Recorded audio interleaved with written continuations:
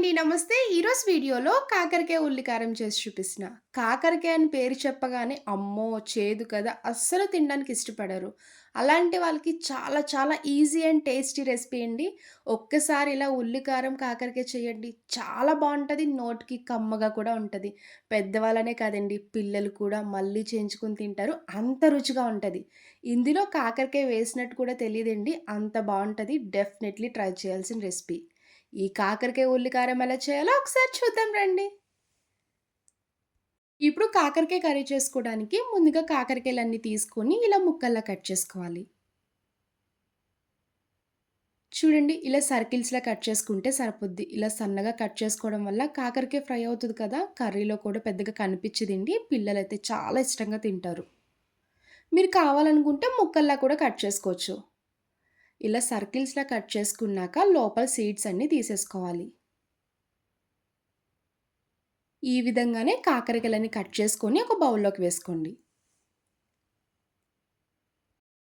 చూడండి, కాకరకాయలన్నీ ఈ విధంగా రౌండ్‌గా కట్ చేసుకోవాలి. నేనైతే హాఫ్ కిలో వరకు తీసుకున్నానండి. మీరు కాకరకాయల పైన పొట్టు చెక్కేసేయాలని డౌట్ రావచ్చు. పొట్టు అస్సలు చెక్కనవసరం లేదండి. అస్సలు చేదు రాదు. మీకు కాకరకాయ కర్రీ చేసుకున్నప్పుడు చేదు రాకుండా ఉండాలంటే ముందుగా ఈ విధంగా మ్యారినేట్ చేసుకోవాలి. పావు టీ స్పూన్ పసుపు, ఒక హాఫ్ టీ స్పూన్ వరకు సాల్ట్ వేసుకోండి.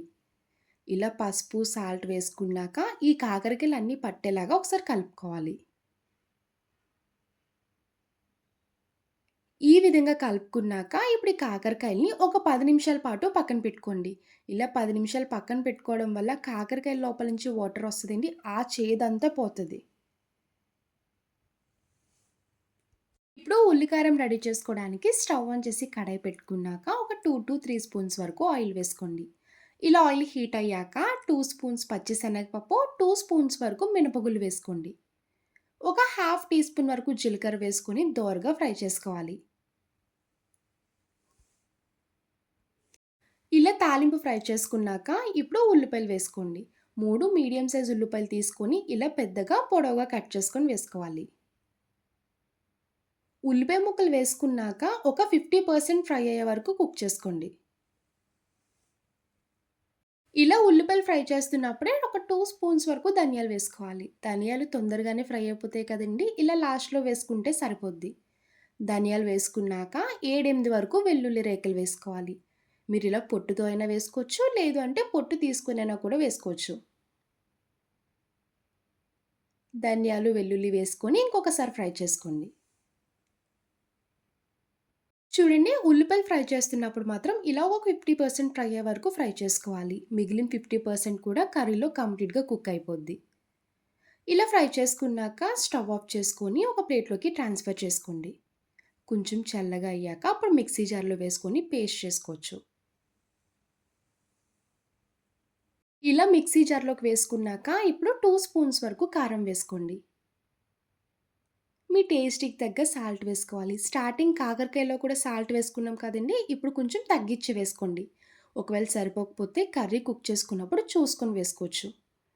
ఇలా కారం, ఉప్పు వేసుకున్నాక మెత్తగా పేస్ట్ చేసుకోవాలి. 10 నిమిషాలు అయ్యాక చూడండి, కాకరకాయలైతే బాగా నానిపోయాయి. ఈ విధంగా మనం గట్టిగా పిండేసుకోవాలి. చూసారు కదా వాటర్‌లా వస్తుంది. ఈ వాటర్ మొత్తం పోయిందంటే మనకి చేదు మొత్తం పోయినట్టే. ఇలా తీసేసుకొని పక్కన పెట్టుకోండి. ఇప్పుడు కాకరకాయ ఉల్లికారం రెడీ చేసుకోవడానికి అదే కడాయిలో ఇంకో కొంచెం ఆయిల్ వేసుకోండి. ఆల్రెడీ ఆయిల్ ఉంది కదా! ఇంకొక స్పూన్ వరకు ఆయిల్ వేసుకోవాలి. ఇలా ఆయిల్ వేసుకున్నాక కొంచెం హీట్ అయ్యి అప్పుడు కాకరకాయలు వేసుకోండి. ఇలా కాకరకాయలన్నీ వేసేసుకున్నాక ఇప్పుడు స్టవ్ హై ఫ్లేమ్‌లో పెట్టుకొని కంప్లీట్‌గా ఫ్రై చేసుకోవాలి. లైట్‌గా క్రిస్పీగా అయ్యే వరకు ఫ్రై చేసుకోండి. అప్పుడు కర్రీ టేస్ట్ కూడా చాలా బావుంటది. చూసారు కదా! కాకరకాయ ఈ విధంగా లైట్ గోల్డెన్ కలర్ వచ్చే వరకు ఫ్రై చేసుకోవాలి. పీసెస్ అన్నీ దేనికది సెపరేట్ అయిపోవాలండి. అప్పటి వరకు ఫ్రై చేసుకుంటే సరిపోద్ది. చూసారు కదా! ఇలా కాకరకాయ ఫ్రై చేసుకున్నాక ఇప్పుడు ఉల్లికారం వేసుకోండి. మిక్సీ చేసుకున్న ఉల్లికారం మొత్తం వేసేసుకోవాలి. ఇలా ఉల్లికారం వేసుకున్నాక కాకరకాయలకి పట్టేలాగా మొత్తం కలిసేలాగా ఒకసారి కలుపుకోండి. ఇలా ఉల్లికారం వేయడం వల్ల కింద అడుగంటుతుందండి. ఇప్పుడు ఒక 3 స్పూన్లు వాటర్ వేసుకోండి. ఎక్కువ వేసుకోకూడదండి. ఒక 3 స్పూన్స్ వేసుకుంటే సరిపోద్ది. ఇలా కొంచెం వాటర్ వేసుకున్నాక కలుపుకుంటూ దగ్గరికి మీడియం ఫ్లేమ్‌లో పెట్టుకొని కుక్ చేసుకోండి. ఇలాగా కర్రీ లోపల నుంచి ఆయిల్ సెపరేట్ అవుతది. అప్పటి వరకు దగ్గరికి ఫ్రై చేసుకోవాలి. అప్పుడే మీకు కర్రీ టేస్ట్ కూడా బావుంటది. ఇప్పుడు ఒకసారి కలుపుకొని లాస్ట్‌లో కొంచెం కొత్తిమీర వేసుకోండి. కొత్తిమీర వేసుకున్నాక ఒకసారి కలుపుకొని వెంటనే స్టవ్ ఆఫ్ చేసుకోవడమే. చూసారు కదండీ! చాలా సింపుల్‌గా ఉంటది. టేస్ట్ కూడా చాలా చాలా బావుంటదండి. డెఫినైట్‌లీ ట్రై చేయండి. ఉల్లి కారం, కాకరకాయ కాంబినేషన్ చాలా బావుంటది. అన్నంలోకనే కాదు రోటీలు, చపాతీ ఎందులోకైనా సూపర్‌గా తినేయొచ్చు. నేనైతే వేడి వేడి అన్నం రెడీగా ఉందని అన్నంలోకి తీసుకుంటున్నానండి. ఇలా అన్నంలో కాకరకాయ కూర కలుపుకొని తింటే ఉంటదండి. చాలా బావుంటది. చేదనేది ఉండదు. కమ్మ కమ్మగా చాలా రుచిగా ఉంటది.